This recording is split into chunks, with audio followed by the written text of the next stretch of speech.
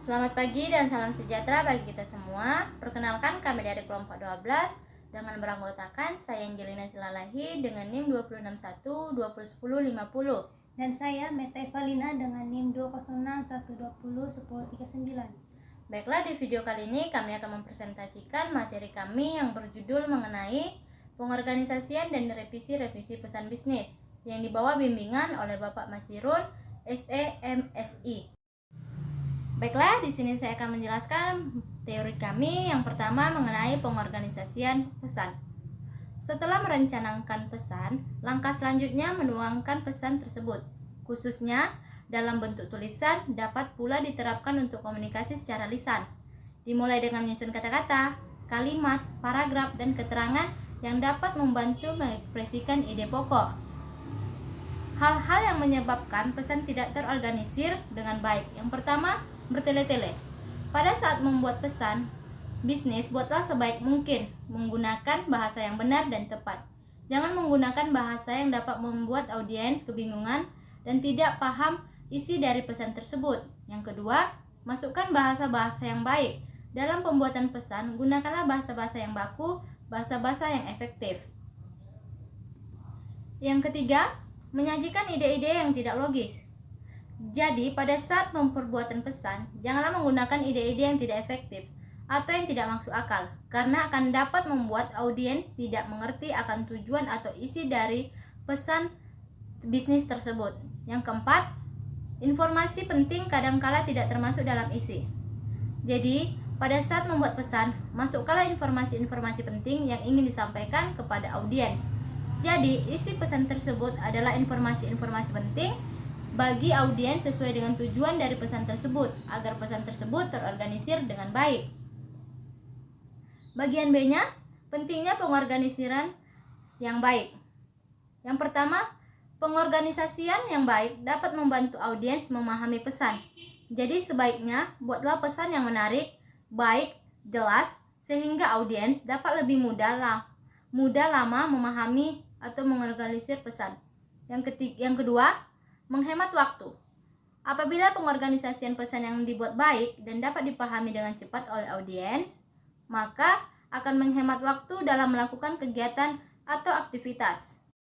Baiklah, bagian C-nya, pengorganisasian pesan melalui outline. Yang pertama, mulailah dengan ide pokok. Pada saat membuat pesan, mulailah dari pembuatan ide pokok, pembahasan yang akan dibuat dalam isi dari sebuah pesan bisnis. Yang kedua, nyatakanlah dengan pesan-pesan pendukung yang penting.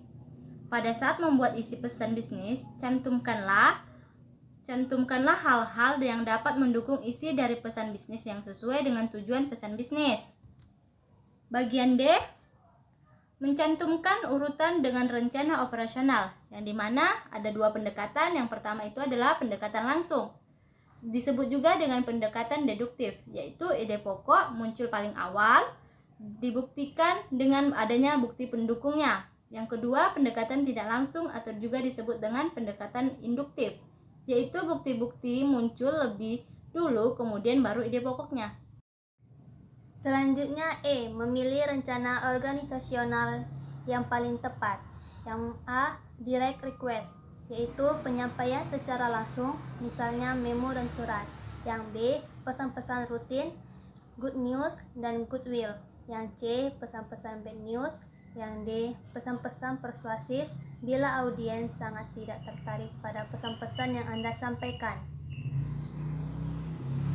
Yang selanjutnya, revisi pesan bisnis, yaitu revisi sangat diperlukan agar pesan-pesan bisnis yang telah direncanakan dan dibuat dapat ditinjau ulang atau disempurnakan untuk menghindari kemungkinan terjadinya kesalahan ketik atau kekurangan lainnya, sehingga sesuai dengan maksud dan tujuan yang dikehendaki.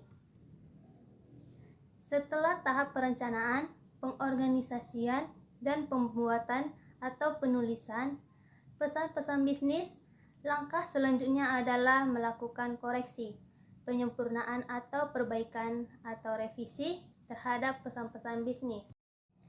Selanjutnya, revisi merupakan langkah terakhir dalam mengembangkan pesan-pesan bisnis secara efektif. Setiap pesan bisnis perlu diedit, baik menyangkut masalah isi dan pengorganisasiannya.